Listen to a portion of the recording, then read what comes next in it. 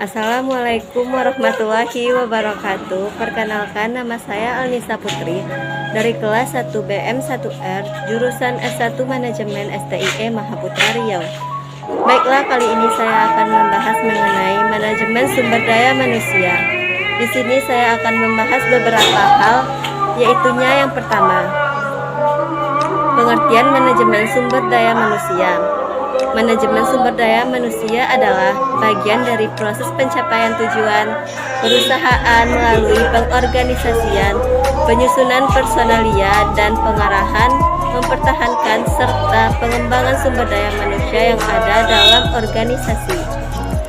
Adapun menurut para ahli, yaitu manajemen sumber daya adalah yang pertama, menurut Filippo, manajemen sumber daya manusia adalah proses perencanaan, pengorganisasian, pengarahan, dan pengawasan kegiatan-kegiatan pengadaan, pengembangan, pemberian kompensasi, pengintegrasian, pemeliharaan, dan pelepasan SDM agar tercapai tujuan yang diinginkan.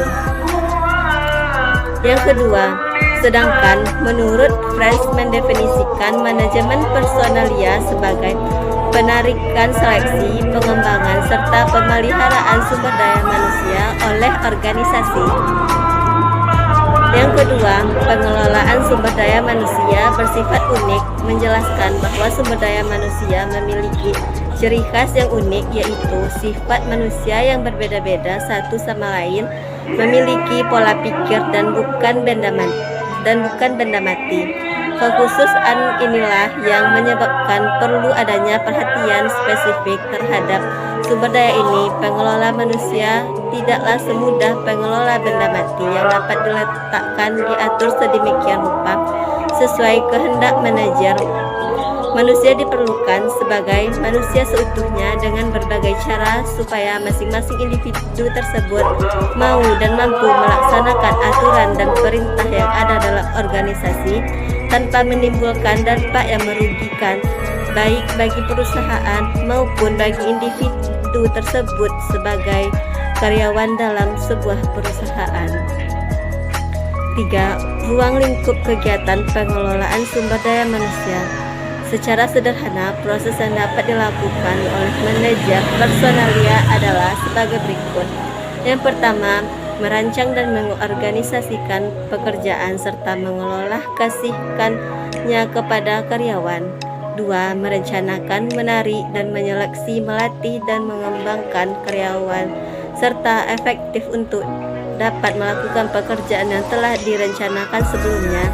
Yang ketiga, menciptakan kondisi dan lingkungan kerja yang dapat memuaskan berbagai kebutuhan karyawan melalui kesempatan pengembangan karir atau sistem kompensasi atas balas jasa yang adil serta hubungan antara karyawan dan atasan yang serasi melalui organisasi karyawan yang dibantu.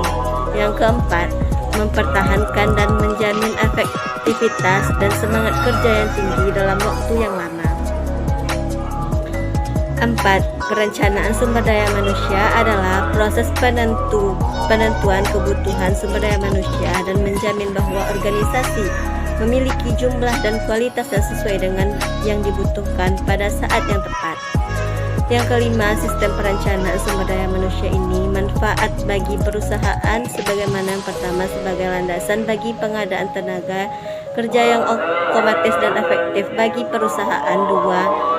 Pengembangan informasi dasar manajemen personalia untuk membantu kegiatan-kegiatan personalia dan unit-unit organisasi lainnya. Yang ketiga, mengkoordinasikan program-program personalia yang berbeda-beda. Selanjutnya yang keenam, seleksi sumber daya manusia. Melengkapi formulir lamaran. Yang B, wawancara awal dan wawancara lanjutan. C, tes seleksi. D, pemeriksaan latar belakang calon tenaga kerja. E, tes fisik atau kesehatan. F, percobaan, yaitu suatu tahap yang harus dilalui oleh calon tenaga kerja sebelum diputuskan menjadi tenaga kerja yang tetap. Yang ketujuh, pelatihan dan pengembangan sumber daya manusia. pengelolaan sumber daya manusia tidak berhenti sampai diterimanya karyawan bekerja di perusahaan, namun perlu adanya pelatihan dan pengembangan untuk meningkatkan kemampuan serta keahlian karyawan. A. Masa orientasi pelatihan sumber daya manusia. Program pelatihan pada dasarnya memiliki dua kategori utama, yaitu yang pertama, metode praktis atau on the job training, yaitu contohnya rotasi jabatan, magang, penugasan sementara, dan lain-lain sebagainya. Dua, metode presentasi dan simulasi di kelas atau off the training job, contohnya kasus presentasi video, kuliah, dan lain sebagainya. Adapun aspek-aspek yang harus dimiliki oleh setiap sumber daya manusia atau kriteria sederhana: efektivitas biaya, isi program yang dikehendaki, kelayakan fasilitas-fasilitas, referensi dan kemampuan peserta, profesi dan kemampuan pelatihan, prinsip-prinsip dan pembelajaran terpenuhi karena adanya transfer pengetahuan dalam pelatihan. 8. Penilaian prestasi karyawan. A. Penetapan standar prestasi. B. Mengkomunikasi standar kerja. C. Mengukur prestasi. D. Mendiskusikan hasil pengukuran dengan karyawan. E. Mengambil tindakan koreksi. F. Menggunakan hasil evaluasi untuk mengambil keputusan. Selanjutnya yang ke-9, kompensasi atau balas jasa terhadap karyawan. Keadilan dalam kompensasi, proses dalam kebijakan kompensasi, dan yang terakhir yang ke-10, implementasi keputusan terhadap karyawan.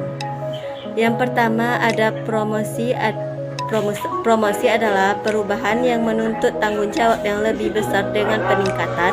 Yang kedua, transfer adalah perpindahan pekerjaan secara dalam arti bahwa posisi baru memiliki tanggung jawab dan penggajian yang sama dengan pekerjaan yang sebelumnya. Yang ketiga, emosi adalah perpindahan dari suatu posisi ke posisi lain dan memiliki tingkat tanggung jawab dan penggajian yang lebih rendah.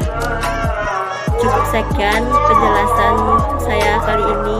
Saya sudahi dengan Assalamualaikum warahmatullahi wabarakatuh.